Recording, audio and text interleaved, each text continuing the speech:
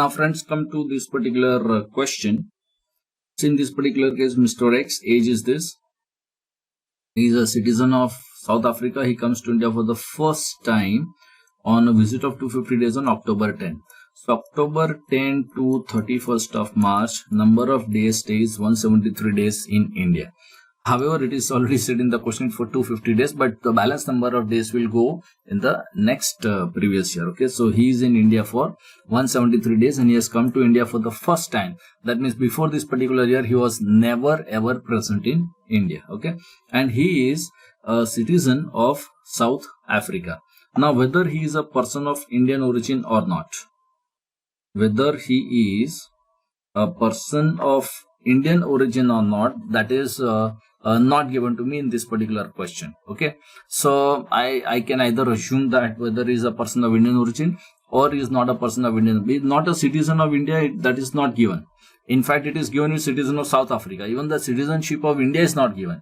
See, there is a possibility as per the international law that one person is citizen in two countries or one person is resident in two countries. That possibilities are also open. So it is not that it is not open. Okay. So in this particular situation, whether he is a citizen of India or not, again clearly not given. Whether it is a person of Indian origin or not, it is also not clearly given. Okay. So I have to go with some assumption here in order to get his residential status. Okay. So I assume that, first of all, see that he is not a citizen. I am doing basically a very difficult assumption. I am doing a difficult assumption. Okay. He is not a citizen of India. Okay. But he is a person of Indian origin. Okay. But I'm making this absurd, not absurd, but one of the assumption I have to make. No, so I'm just making a most difficult assumption. Okay. Now, if I say that he is a person of Indian origin, okay, then what will happen? Why I told you that I want to make a difficult assumption here? Because moment you say that he is a person of Indian origin, then if his Indian income exceeds 15 lakhs of rupees and his number of days stays 120 days, between 120 days and 182 days, okay, then he is going to become not ordinarily resident. Okay, so basically I wanted this gentleman to become a not ordinarily resident. Okay, because if you look at this particular Indian incomes, when you will take the total, it is going to exceed 15 lakhs of rupees. So that residential status point, etc., will clearly come into picture in this particular situation. Okay, now supposing if you assume that he is not a citizen and he is not even a person of Indian origin, okay, in that particular case he is going to become non-resident. Okay, so either of the status is a possibility, a non-resident or a not ordinarily resident, depending upon whether he is a person of Indian origin or not a person of Indian origin, and accordingly I'll give the answer. But particularly, friends, I want to give the answer as if he is a not ordinarily resident because it is a difficult situation to answer. Okay, so I will go with the view in the given question that he is a not ordinarily resident. Okay, that particular note, if you want, you just write and go with the flow that this is a not ordinarily resident. Okay, now he has got all these incomes. Okay, and determine the amount of the net income chargeable to tax in the hands of this particular gentleman. Okay, now let's go step by step and discuss each and every point. Okay, now consultancy fees from government of South Africa, that means receiving from foreign country. So he is a not ordinarily resident. He is a citizen of South Africa. So let us believe that he is in a South Africa. So consultancy fees he is receiving from government of South Africa, received in UK. That means it is not received in India. Okay. From fees from government of South Africa, it is not even accrued in India. Okay. So not even accrued, not even received in India. Now demand draft issued by State Bank of India Delhi branch and payable at South African city. Oh my God. South African government is making the payment and it is issuing a demand draft from State Bank Delhi branch and payable at South African city. What a typical transaction. South African government is making payment from Indian account. But anyway, question is question. Okay. So first of all, you have to decide the receipt. Okay. So this is received in UK. And some payment is payable to South African city, so it is what should I say? It is not received in India. So either it is received in UK and demand draft was received in UK but payable at African city, so anyway it is received outside India. So UK is also outside India, South African city is also outside, so it is actually received outside India. Okay, will it make any difference? Will it make any difference if the payment was made by means of a TT transfer? Yes. If it was made by a means of a TT transfer, then the place where the receiving branch is situated, that particular place will become the place of receipt. And in any case, it is outside India, so received is outside India. So this 8 lakh of rupees is not taxable in India. Okay, so forget about the taxability of this particular 8 lakhs of rupees in India. Even section 9 will not come into picture in this particular situation. Okay, now second point, consultancy fees from government of South Africa. So is received from government of South Africa, received in Chennai. Now because it is received in Chennai, these 9 lakh rupees will become taxable in his computation. It will become like an Indian income. Now payment is actually received by Mr. A, age 89 years. His father living in Chennai, and use the money for medical expenses. So the role of this particular gentleman who is receiving any money through non-resident, Mr. A will be regarded as an agent of non-resident. Okay, so this Mr. A will be agent of non-resident, and he may be responsible for the taxes if Mr. X do not pay to the government. So that's the role, because he is receiving the money. So receiver of the money, which is actually of the non-resident, is also agent of non-resident. Source of income of Mr. A is on account of salary from PSU and all this kind of situation. See why this particular data has been given to us. Because the tax liability of Mr. A in the given situation is unlimited. It is unlimited because as per section 160 to 166, which I have already explained to you, there is no limited liability here. So if Mr. A is responsible to the government, he is responsible for the entire taxes. So whether his salary is 8,000 per month or X amount per month doesn't matter. So in a typical situation, the tax liability of the non-resident can be even more than your personal income. So ultimately, you may become bankrupt. Is a possibility from your own, because after all you have to pay the money from your own pocket. You can, okay, but law do not have a limited liability approach. Okay, so that is a clarification which is already given to you. Okay, so this 9 lakh rupees is taxable in India. Now see, moment this money is taxable in India, he is actually not ordinarily resident as per our understanding of the residential status, then the tax should be deducted. As per section 195, any such payment to this person will be subjected to deduction of tax at source. Is that clear? But you imagine a typical situation where a South African government is making some payment which is actually received in India. So actually South African government should deduct the tax at source as per the applicable TDS rate. But normally this foreign government is not going to do this kind of TDS compliance, because the TDS is as per the law of India. So I assume that the tax has not been deducted. I assume that the tax has not been deducted. Okay. Otherwise, it should be deducted and it should be paid to the government. Now see, one of the very important thing which I wanted to talk about. Okay. See, this particular gentleman, we are giving the answer as a not ordinarily resident. Okay, we are giving the answer as a not ordinarily resident. Under section 195, which is, in fact, I have already explained that too, so that's the reason I'm not turning the barrett. So, where there is any payment to a non-resident, not being a company or a foreign company. The language of the law at various places is non-resident, not being a company, or a foreign company. Okay, so such category of the persons will be covered by that particular provisions. Okay, see, similar language is there under section 115A also, because that is a standard language which is used, but there's some interpretation is always required. See, section 115A, supposing if you say royalty technical fees covered by 115A and all that, then assessee type is non-resident. That means income of non-resident not being a company or a foreign company. Okay. Now the point is, supposing if a assessees are not ordinarily resident. If the assessees are not ordinarily resident, will you take the advantage of this particular clause?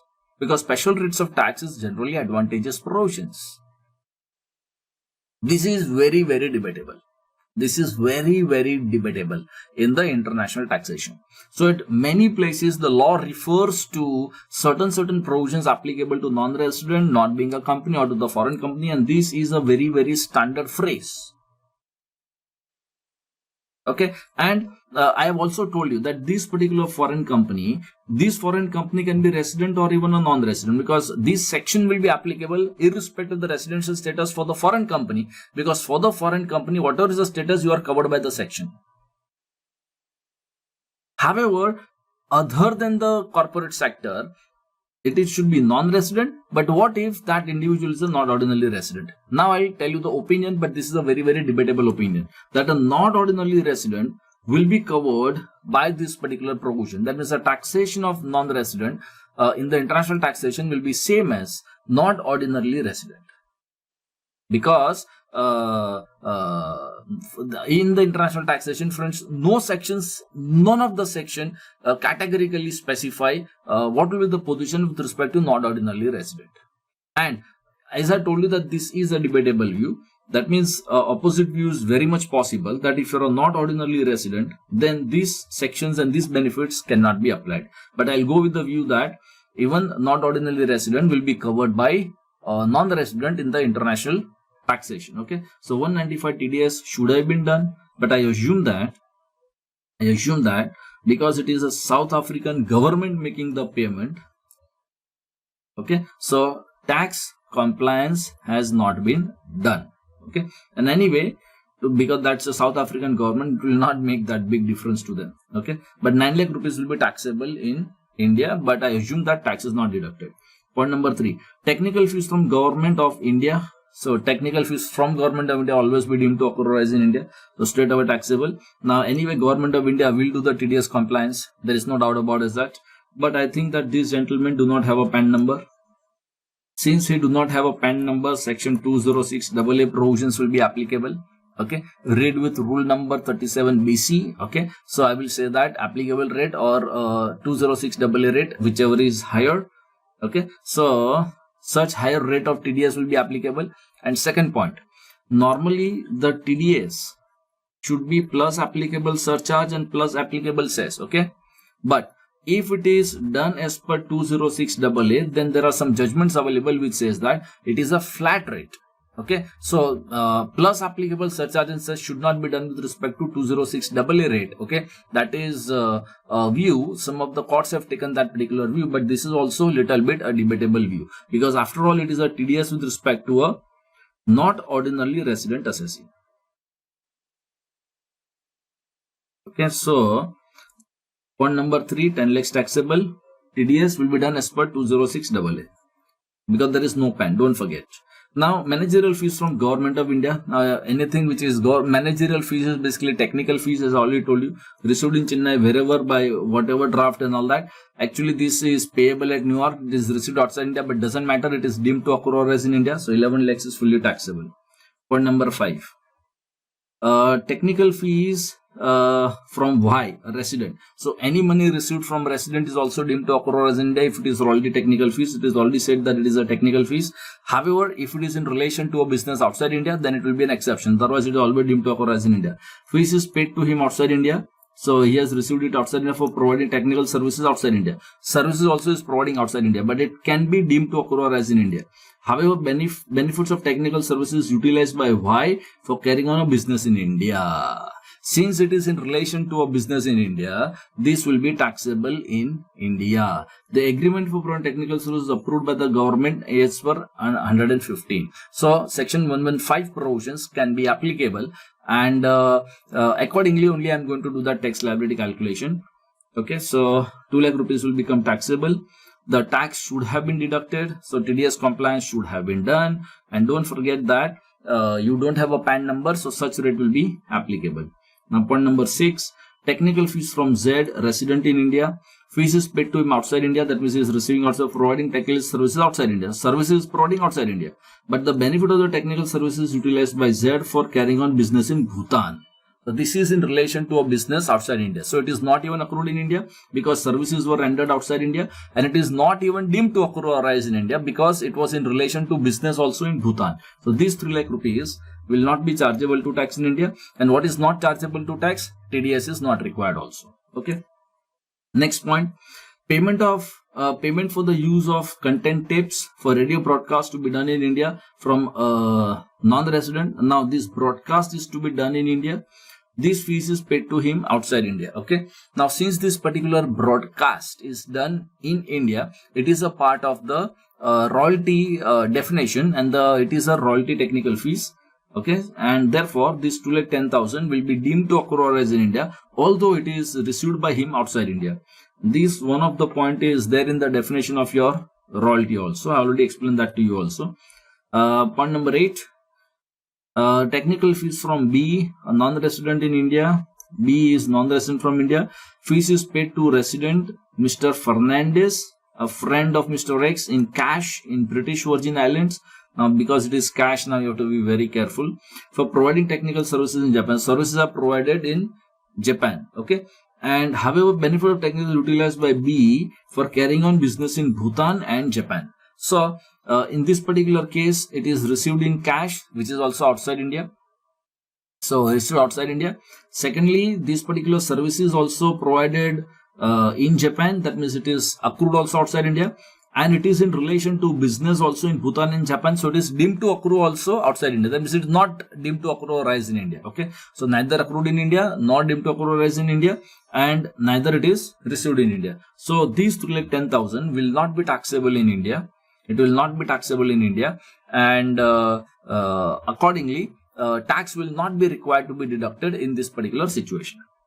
Now, see, his Indian income total, as I told you, it will exceed, naturally, see, these two figure only is going to exceed total 15 lakhs of rupees, and that's the reason I made a reference to in the residential status for that particular figure. Okay. Now, 115A provision, I will say that it will be applicable, but as I told you, it is very debatable because 115A technically refers to non-resident not being a company or a foreign company. However, this answer I am giving as if he is a not ordinarily resident person. So this is one of the very, very debates which are possible in the international taxation, and this debate is practically applicable in almost every section wherever the language is non-resident not being a company or a foreign company. This is a very common phrase used in maximum number of sections, so that debate is always there. So I'm giving the answer on the opinion that not ordinarily resident will take the advantage of these particular provisions. Okay. And accordingly, I will do the tax liability calculation. Okay. Now, when it comes to the tax liability calculation, TDS figures I will of course calculate special rate of tax that I will multiply. Okay. Whatever is the special rates of tax, royalty, technical fees, and all that, that particular special rate of tax that I will multiply. Okay. However, if it is other incomes, that means other incomes will be covered by normal rates of tax. Okay. And in the normal rates of tax, I will give the basic exemptions, slab 1, slab 2, and all that kind of situation. Now see here,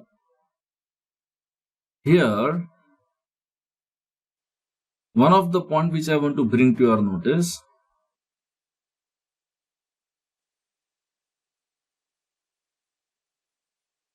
Okay. These 9 lakhs of rupees, which is the consultancy fees from government of South Africa. Okay, these 9 lakhs of rupees, which is taxable. Okay, it is taxable because of this receipt concept, because it was received in Chennai. Okay, and this particular transaction, okay, is and can never be covered by 115A provisions. Can never be. See, 115A, one of the basic condition is that approved by the government, or it should be covered by industrial policy of India. But if you are giving your services to a foreign government, that kind of thing will never ever be covered by industrial policy of India, or never ever be approved by the government. So this 9 lakh of rupees is impossible. I repeat, it is impossible to apply 115A. Okay. And this particular money is also taxable because of the receipt basis. Again, this particular money to be categorized as a royalty technical fees, is also, I will say that it is not possible. See, here name given is consultancy, but royalty technical fees as per section 9 is not applicable here. This is taxable because it is received in Chennai. And therefore, because of the receipt as per section 5, the basis of total income, this 9 lakh of rupees is being taxable in these particular circumstances. So these 9 lakhs is a very unique transaction, and therefore it is taxable, but it is not taxable as royalty technical fees. And for these 9 lakhs of rupees, the special rates of tax should never and will never ever be applicable, even practically, although question is not very much clear on this particular front. Okay. Now all other transactions, like see this particular 10 lakhs, 11 lakhs and all that, these are received from government of India, some resident person and all that kind of situation. So these can be covered by royalty technical fees and 115A provisions and all that. Okay. So these 9 lakhs of rupees, 115A provisions will not be applicable, because when I do that particular tax liability calculation, I'll have to take care of this particular situation. Now friends, come to this particular question, and as I always told you that this international tax is full of concepts. Computation wise, it is damn simple, pure calculator work. So understand each and every point very carefully. Computation, anybody can do it if the concepts are clear. Let me tell you. X has a foreign company incorporated in Malaysia. Person is holding some 90% shares, citizens, resident. Business of the company is controlled partly from India, partly from outside India. A team of professionals find out the residential status, the net income on the following information. Now, first of all, friends, for the foreign company, what is important is the place of effective management. If the place of effective management is inside India, then it will be resident in India. Otherwise, it will be non-resident. Okay. Now, friends, in the given situation, see, it is a foreign company given. Data is given about the shareholders. It has been given. It is controlled partly from India, partly from outside India. Like this, it is given. This data is not sufficient. I repeat, this data is not sufficient to decide the place of effective management. You see, there is a big circular which I have also explained that to you in the past. So, I need a lot of extra data. This much data is not sufficient for me to conclude. So, I will say that this particular foreign company is a non-resident, or I will rather say that the place of effective management as per the circular is outside India. If you say that, sir, I'm assuming this, all right, baby, we are assuming that, okay? And let me tell you, for the foreign company in the international taxation, the best situation is that you should be non-resident in India. You should be, okay? So that poem, circular and all that, criteria which as I already explained that to you, you got to take it very seriously, because if you are a foreign company and if you become resident in India, you will be subjected to global taxation in India, and that's going to create a big problem in the international taxation. So better that you should be non-resident. Now XINC is receiving all this income. So let us discuss that particular point. Okay. Now, income from a property situated in Canada, so it is accrued outside India, that is not accrued in India. It is rent is received also outside India, it is not received in India, and therefore this particular money, 20,40,000, will not be taxable in India. Point number 2, income from property situated in Mumbai from Mr. A, property situated in, that means rental income, rent is received outside India, but this property is situated inside India, and that is the reason it is accrued in India. You can also say it is deemed to accrue or rise in India as per section 9. And therefore this particular 23,20,000 will be taxable in India. But now, moment you will say that it is taxable in India, the very next thing that this gentleman who is paying money to XINC, he has to do the TDS compliance first of all. Okay. And in the TDS table, friends, there is no special rate with respect to the rental income. So as I already explained that to you, in the TDS, the others category. Okay. So any other income. Okay. So go to the TDS table, which I have already explained that to you, and see that other. Okay. And because it is a foreign company, logically it will be the tax rate of the foreign company which will be applicable. So if there is a special rate, apply special rate. Otherwise, assess is a foreign company, and so the tax rate of the foreign company, that's the logic of the TDS, and accordingly tax has to be deducted. Okay. Now this tax has to be deducted plus the applicable surcharge plus the applicable cess. Okay. So by default, whenever it is any payment to non-resident or to foreign company, it is always subjected to plus additional surcharge and the additional surcharge, but it is applicable surcharge and the applicable cess. Okay. So it is taxable in India, that is concluded. Tax has to be deducted. Okay. Second, XINC made request to make payment to Mr. V, and thus monies were credited to bank account Mr. V. Now this Mr. V will become agent of non-resident. Now, these also concept I already explained that to you in the past, that section 160 to 166, any person who is in receipt of income through non-resident will be agent of non-resident. So Mr. V will be responsible to the government. Okay. So in case if this ex-INC is not paying taxes and all that, then government can catch up to this particular person that you pay the taxes to the government, which is the taxes of the ex-INC. Okay. So Mr. V's personal tax, though, he has to pay, but plus he might have had to pay even the taxes of ex-INC because you are agent of non-resident. Very, very serious situation with respect to Mr. V also in this particular situation. So 23 lakh 20,000 taxable in India, TDS applicable. Okay. Now point number 3, payment for the use of patents. Payment for the use of patents from the government of India paid outside India in Malaysia. Okay.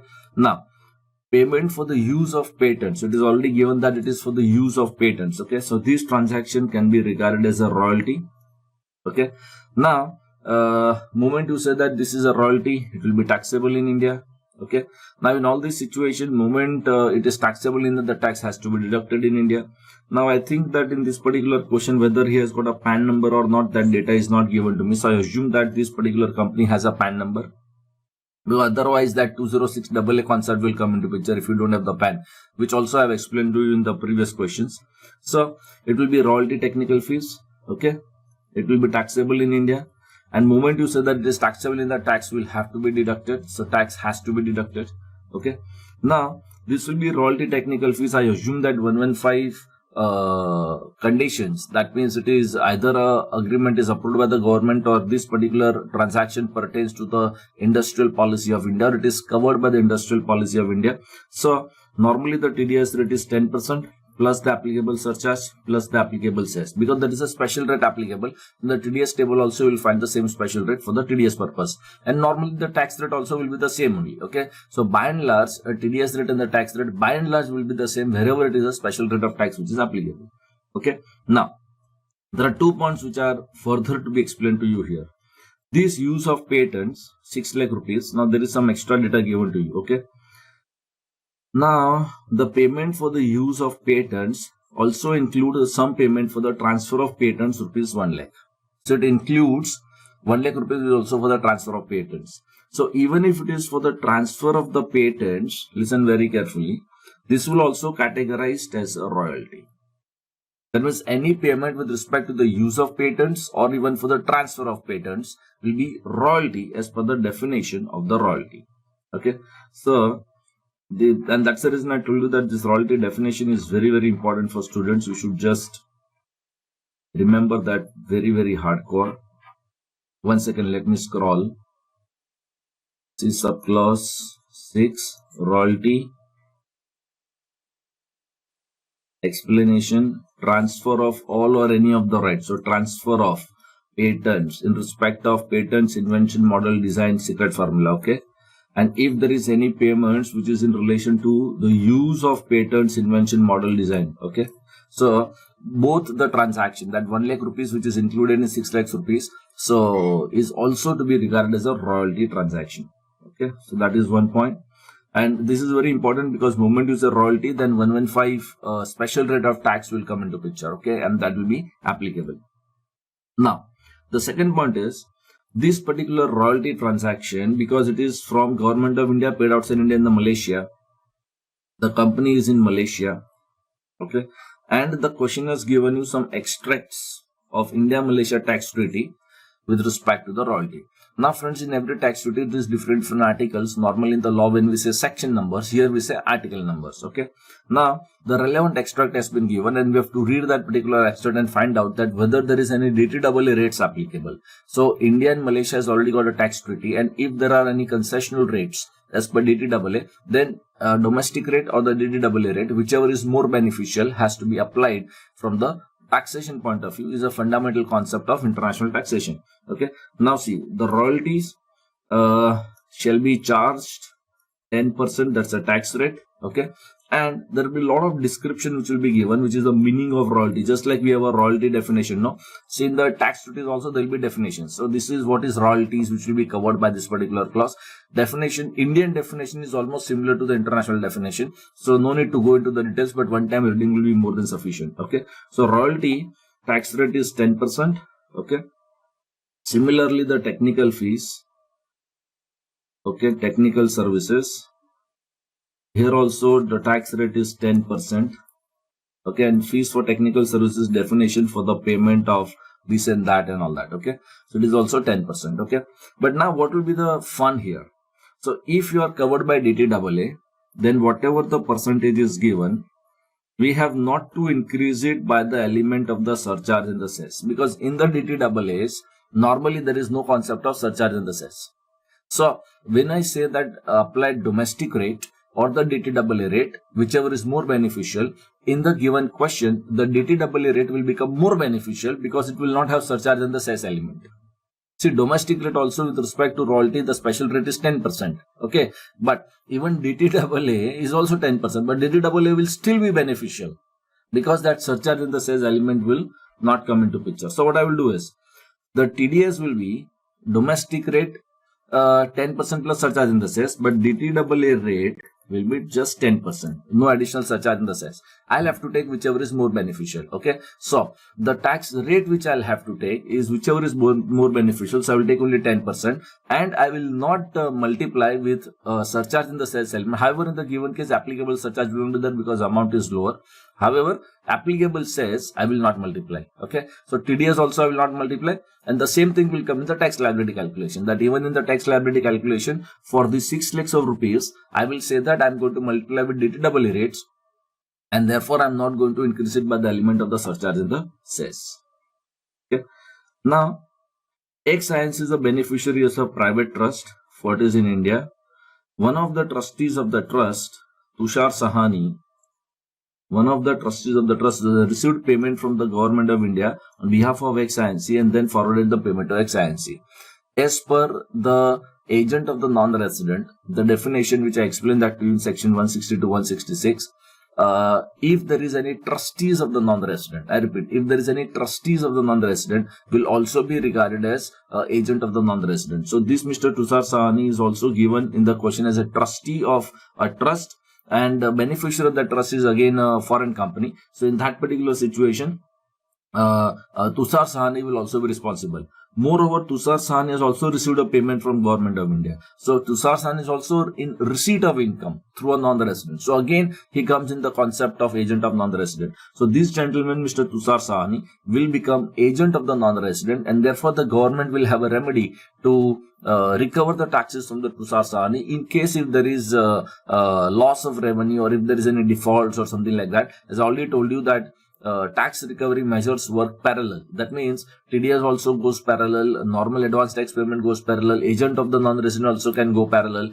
After all, the tax authorities will have to decide that which provisions you want to apply. So academically we will say he is also responsible to the government on account of taxes of the non-resident. So 6 lakh rupees, and here I will say that DTAA rate I will apply 10%. Why I am categorically saying DTAA rate? Because surcharge in the cess element I will have to not apply on this particular transaction. Okay. Now, point number 4. The consultancy fees received from a Japanese company. Consultancy fees received from Japanese company paid outside India, but it is utilized by Canadian company for carrying on business in India. Now it is in relation to business in India and it is a consultancy fees. Now consultancy fees is covered by the definition of technical fees. See, these definitions are very, very important. Okay. The fees for technical services, in the explanation, okay, means any consideration including any lump sum consideration for rendering any managerial, technical or consultancy services. If there is any fees for rendering managerial, technical or consultancy services, it will be regarded as fees for technical services. Okay. Further, but does not include consideration for construction, assembly, mining like projects. Does not include. Okay. So however, in the given question it is a consultancy service, so I will say it is a technical fees.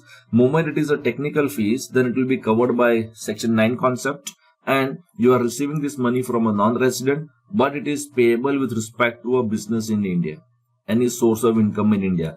So under this particular clause, a foreign company is receiving money from another foreign company, some Japanese company, Canadian company, and like that the data has been given, but it is in relation to business in India. Okay, paid outside India, but it is utilized by Canadian company. So received from Japanese company and services utilized by Canadian company, but after all it is in relation to business in India, and therefore 18 lakhs will become taxable in India. Okay. Now this particular transaction, I will always assume that 115A condition has been satisfied, and so the special rates of tax will be applicable. Okay, and here in this particular question, I am already assuming that it has got a PAN number and it has already provided PAN number. So in any situation, 206 AA type situation is not a part and parcel of this particular question. Okay, so for this also tax rate will be 10% domestic tax rate. Okay, 115A provisions that will be applicable in this particular situation. So I'm assuming that this transaction is covered by industrial policy of India, and okay, and it is in relation to business in India, and therefore I'm applying the tax rate of 10% in this particular situation. This is an assumption, okay, for this part of that particular question. Okay, so 18 lakhs will be taxable. TDS rate will be 10%. Plus the applicable surcharge, plus the applicable cess. Okay, and accordingly the TDS will be calculated, and moment I say that tax will be deducted, it is on the premise that it is taxable, and whenever there is a taxability, again you will have a concessional tax rates. Okay, because I am assuming that it is covered by section 115A provisions. Okay, now point number 5. So first of all, 18 lakhs taxable. Point number 5. Income from business in India. Since it is business in India, straight away it will be a business connection, and it will be deemed to accrue or rise in India. And not only that, very fact that it is saying that it is a business in India, it will be regarded as what should I say, accrued in India, and it will be taxable in India, because after all operations are carried out in India. So 8 lakh rupees is straight away taxable. So there is no second thought to this. But now what will happen is this 8 lakh rupees is basically given to us as understood is a net income, net business income. So on 8 lakhs of rupees, the tax should have been deducted. See, this 8 lakhs is basically the net income, but grossly the supposing purchase, sale, etc. Okay, so when this foreign company has done this transaction of purchase, sales, etc. in India, for every transaction the tax should have been deducted. It should have been deducted. Okay, in this particular situation. So supposing if I am purchasing any goods from a foreign company, and if I am making a payment, I should deduct the tax at source. Or I should have that clarification, okay, that some TDS provision should have been applicable. So on the net profit itself, TDS seems, what should I say, not a fair thing, okay. So in the given question, there is a lack of data that what is the gross value of transaction or TDS and all that. So I'm assuming that the tax is not deducted in the given transaction. The tax should have been deducted. Let me tell you. The tax should have been deducted, because any payment made to non-resident or to foreign company, as per section 195, if it is chargeable to tax in India, the tax should be deducted. Now 8 lakh rupees is taxable in India. Okay, that means profit on transaction is taxable in India. So tax should be deducted in India, but I'm assuming that the tax is not deducted. So the person paying the money has not deducted the tax at source, and I have a reason in the question because of the lack of information, lack of data in the question. I'm assuming like that. Okay, so it is taxable in India, but the tax is not deducted. Okay, now come to this extra information that ABC Limited, Indian company regularly executing business contracts of XINC in India. Okay, now anyone who is doing this regular work of executing business contracts in India, okay, this kind of an activity can also be regarded as a business connection. Okay, now first of all, let me take you to that particular provisions in the explanation, which specifically says that any such activity of executing contracts and all that is a business connection. And there are some extra clarifications on that particular front. Okay, see this explanation number 2. The business connection will include, okay, any business activity carried out through a person who is acting on behalf of the non-resident, who is habitually, that means regularly, exercising authority to conclude contracts. So these are all fundamental concepts which is given. So if anyone who is habitually doing this particular transaction of concluding contracts, okay, any person has the authority to conclude contracts. Okay. Then if anyone who is maintaining the stock of goods or merchandise in India, so you don't have authority, but you are habitually maintaining this. Okay. If you are habitually, that means regularly securing orders for non-resident in India. So these are the situations given. Okay. Now in this situation, it will be regarded as a business connection. Okay. And if it is a business connection, that means it will be chargeable to tax in India.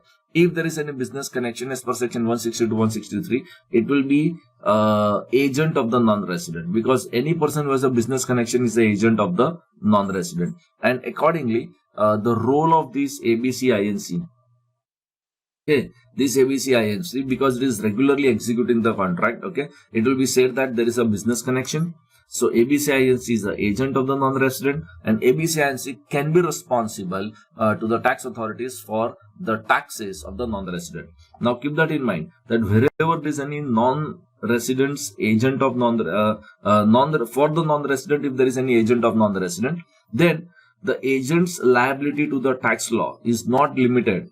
I repeat, it is not limited. Okay. So moment you say that you are an agent of non-resident, then you will be and you can be responsible for the entire taxes. I repeat, the entire taxes of the non-resident. So sometimes it may so happen that your personal income may be very small amount, but because you are agent, you have a very big liability on account of taxes of non-resident. You will have to pay. Okay. So this is a very, very serious situation. So before you enter into such type of contracts or transactions, you have to think 10 times, because when it comes to the tax dues, you will become very, very responsible to the government in this particular situation. Okay. So this 8 lakhs of rupees is also taxable in India, and I'm assuming that the tax has not been deducted on that particular front. Okay. So now you already know all the transactions which are taxable in India. You know what is the TDS and calculate the tax liability. Now when you will calculate the tax liability, remember one thing very carefully, that wherever that you are multiplying DTAA rate, for that you have to not add additionally the surcharge and the cess element. Okay. Now the second part of the discussion.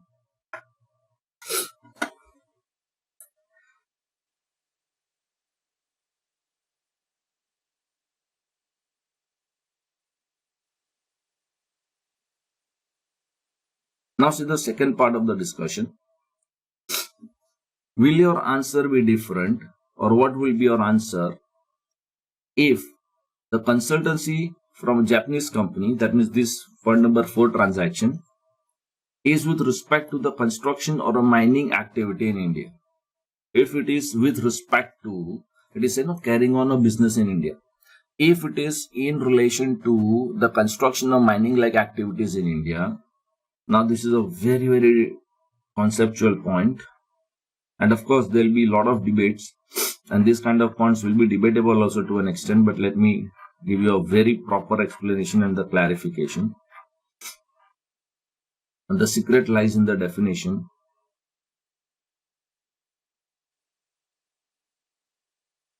Come to this particular definition of technical fees, because that was a technical services.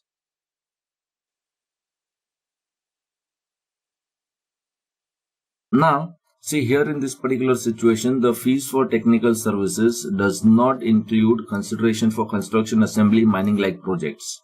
Okay. Now, in the given question, it is construction, mining like project, etc. data has been given. That means the transaction will not be a technical fees. First of all, it will not be a technical fees. That means fees for technical services. Okay.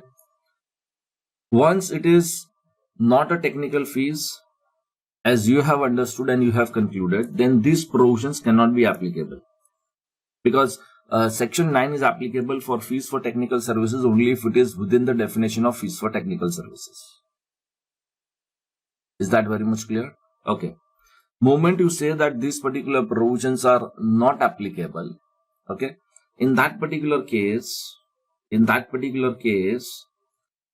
See, we have already told you that concept of accrual and concept of deemed to accrue or rise in India. That two separate concepts. Okay. Now, in the given case, we are saying that deemed to accrue or rise in India concept not applicable. So this concept is not applicable. Now we have to only think on accrual basis, that whether it is accrued in India or not.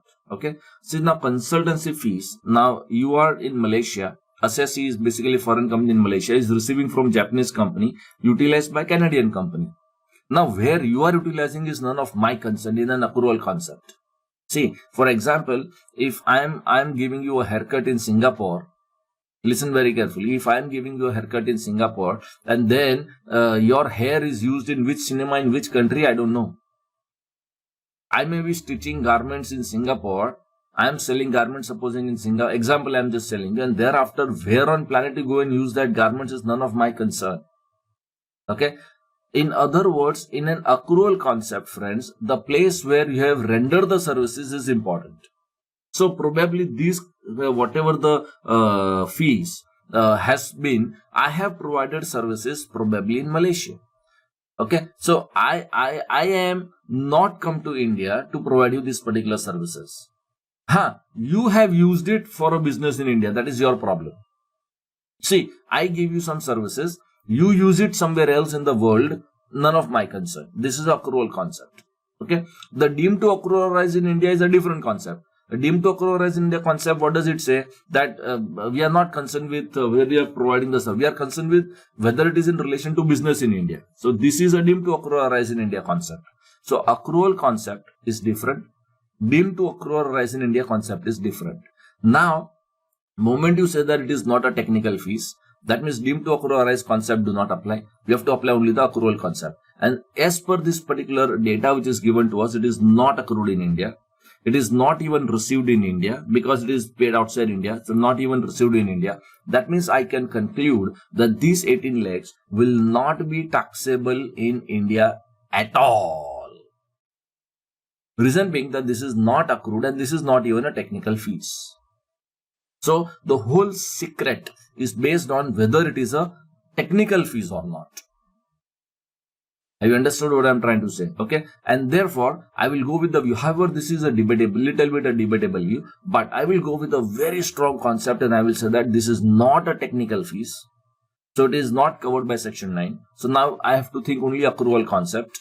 Okay. And as per the accrual concept, it is not rendered in India. So it is not accrued. Neither it is received in India because it is paid outside India. And therefore, this 18 lakh rupees will not be taxable in India. Is that clear? And since it is not taxable in India, first of all, the TDS will not be applicable now. The very, very straightforward change when it comes to the TDS calculation. Okay. And when it comes to the tax liability calculation of foreign company, it will also not be taxable in India. So no TDS and no taxability for this particular transaction in this particular situation.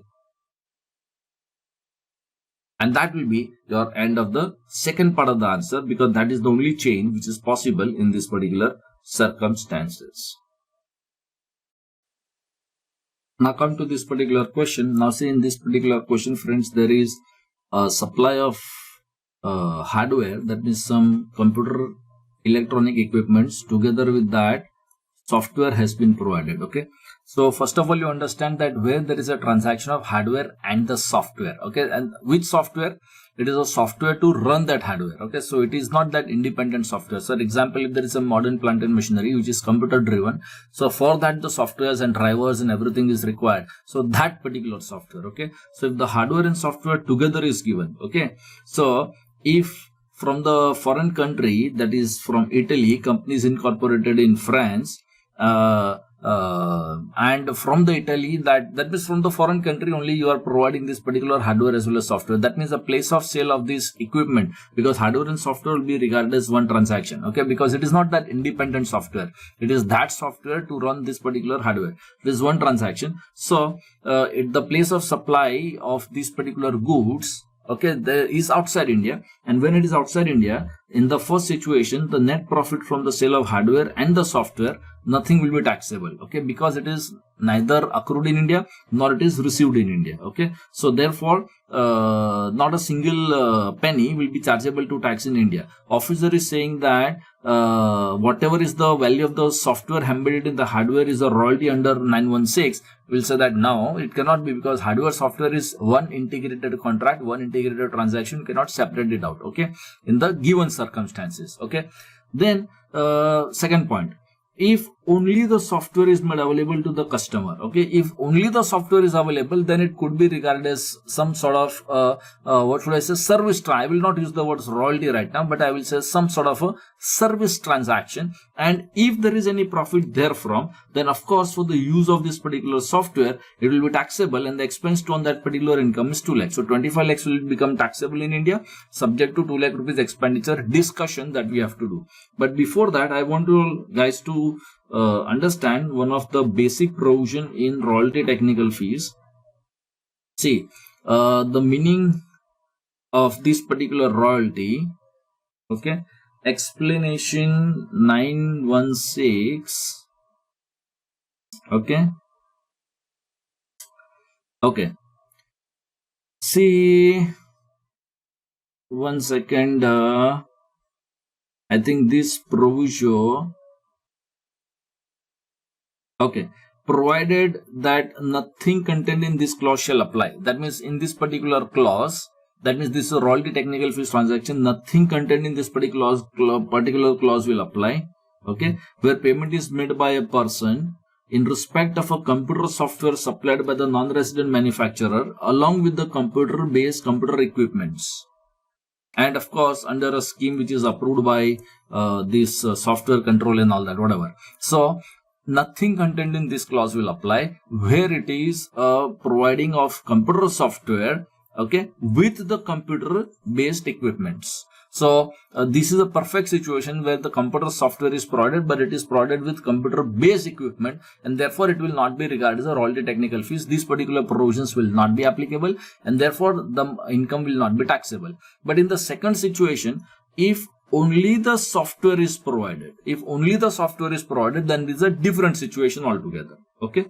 So in the given case, if only the software is provided in the second situation, then it will become taxable in India, okay, because this software is ultimately used in India, and therefore it will be taxable in India, okay, if it is only software, okay.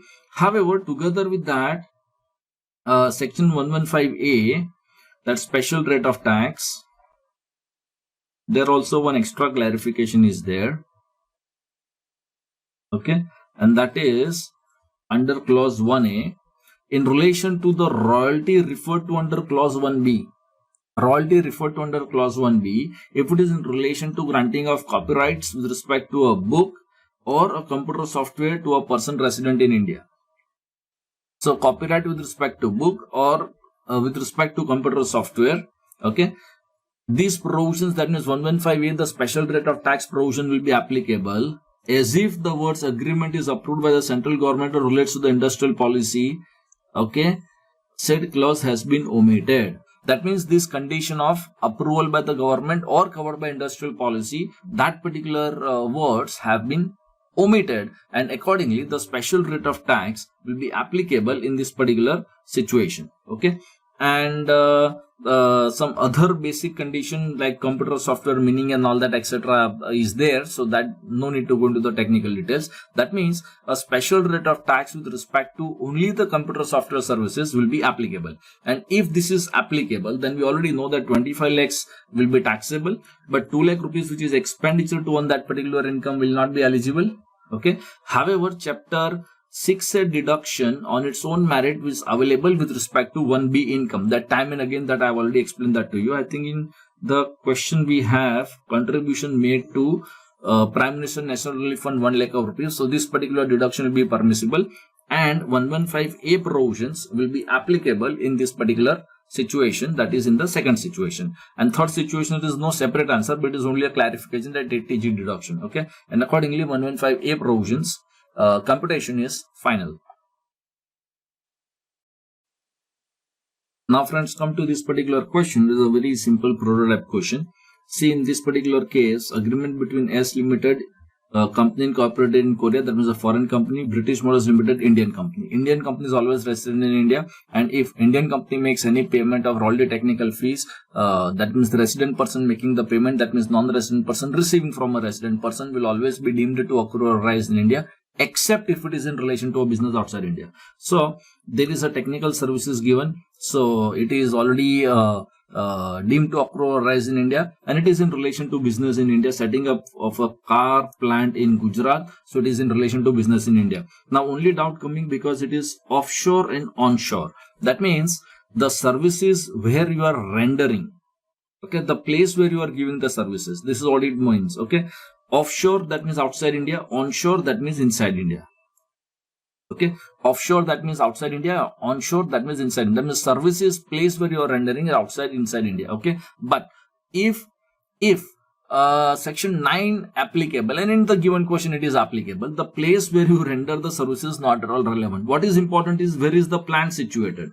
The plant is situated in India, that means it is in relation to business in India, and therefore this offshore as well as onshore will be covered by the deeming fiction of section 9, and it will be deemed to accrue or arise in India. So the question is saying that 2 crores, 3 crores respectively, you are claiming something not liable to tax. Nah, your claim is not correct.